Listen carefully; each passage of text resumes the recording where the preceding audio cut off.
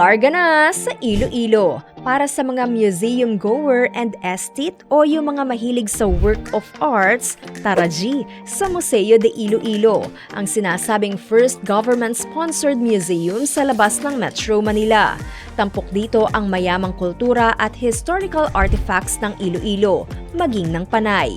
Ilan sa mga makikita nyo sa loob ng naturang museo ay ang mga trade pottery mula sa China, Mickey Mouse money, mga lumang kasuotan, alahas at iba pang alaala ng sinaunang digmaan.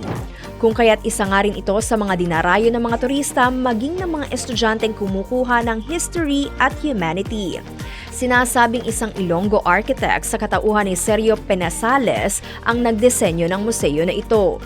Samantala, maniwala man kayo o hindi, mayroon din Brandy Museum na pwede niyong isama sa inyong lakbay-aral o pamamasyal.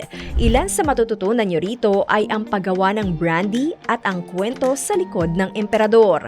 Nakadisplay din dito ang ilan sa mga mahalagang artifacts gaya ng libro, liham, tradisyonal na kasangkapan sa paggawa ng wine at brandy. Muli maging responsableng turista para sa radyo natin nationwide, Ellen Ibensal ang inyong kalarga.